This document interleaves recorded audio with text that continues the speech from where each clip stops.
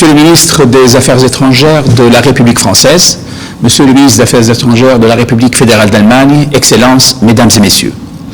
J'ai le plaisir de prendre part aujourd'hui à cet événement de l'Alliance pour le multilatéralisme et souhaite à cette occasion saluer mes collègues français et allemands d'avoir pris cette initiative d'organiser cette réunion virtuelle sous le thème « Reconstruire en mieux ».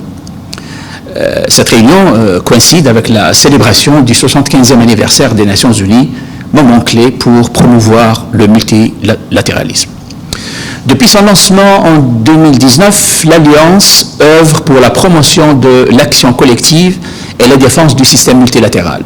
Convaincus que nous sommes qu'une coopération multilatérale solide et efficace, reposant sur des objectifs et les principes des Nations Unies, constitue une base indispensable pour garantir la paix, la stabilité et la sécurité.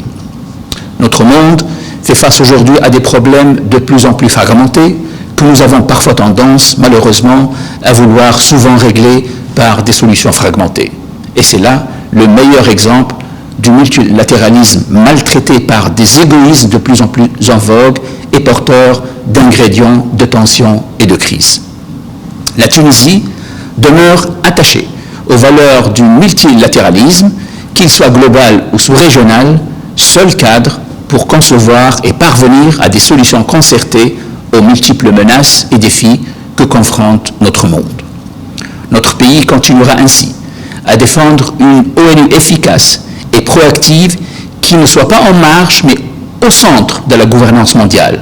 La paix et la sécurité internationale sont des notions globales, indivisibles et concernent tout le monde au même titre, d'où la résolution 2532 initiée par la Tunisie et la France traitant du Covid-19. Cette pandémie constitue bel et bien l'exemple même de ces nouvelles menaces que nous ne pourrons confronter qu'ensemble et qu'en commun. Ces menaces nous imposent ainsi le renforcement de la coopération et de la solidarité internationale, ainsi que le développement de stratégies proactives et préventives capables d'assurer un meilleur avenir pour les générations futures. Nous pensons que les défis associés à cette pandémie, les menaces à la sécurité, le changement climatique, les obstacles au développement, le terrorisme et l'extrémisme violent, le crime organisé et la cybercriminalité nécessitent plus que jamais une action participative et une coopération solidaire basée sur des approches multilatérales et concertées. Mesdames et messieurs, depuis son adhésion à l'Organisation des Nations Unies, la Tunisie n'a cessé d'apporter son soutien au système onusien et multilatéral. C'est ainsi que la Tunisie, en tant que membre élu du Conseil de sécurité pour la période 2020-2021, entend mettre à profit son mandat pour promouvoir la concertation et le consensus, appuyer les mécanismes de coopération multilatérale, favoriser l'unité du Conseil et soutenir l'action collective au service de la prévention et de la solution des conflits.